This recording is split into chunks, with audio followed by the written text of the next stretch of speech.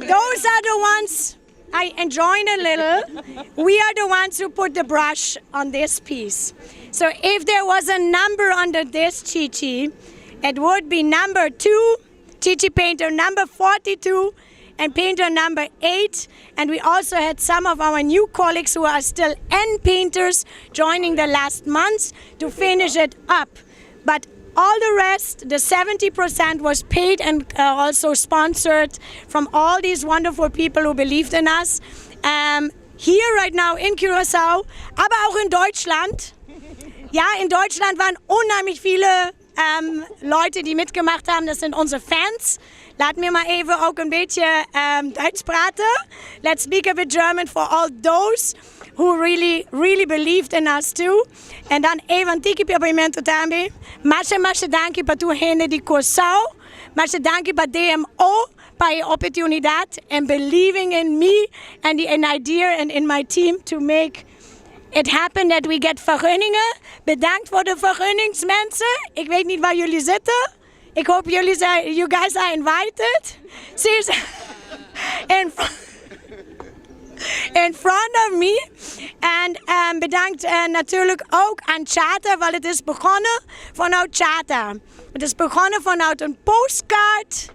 Die is ontworpen in de Attraction Task Force of Charter. Before COVID, net. And the postcard boosted out and be something really big and show the attractions of Curaçao.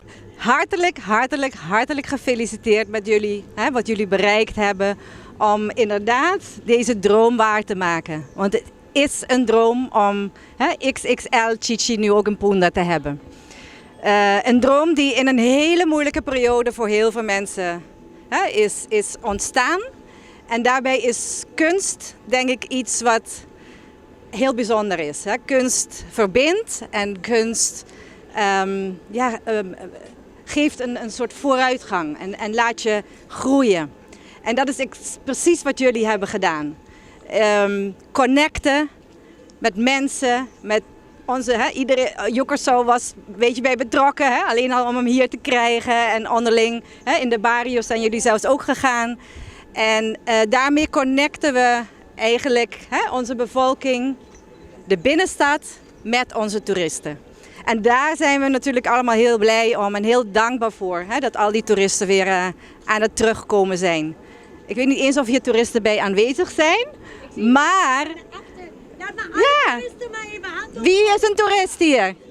Wist je dat dit? Toerist in eigen land. Bom.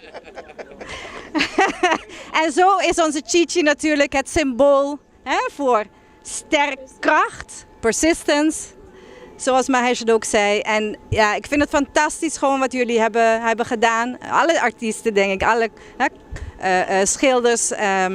Masha dankie. We zijn heel trots. We hebben heel veel verwachtingen, want wie weet komen er heel veel meer. En we hebben nu een extra mooie attractie erbij hier in de binnenstad.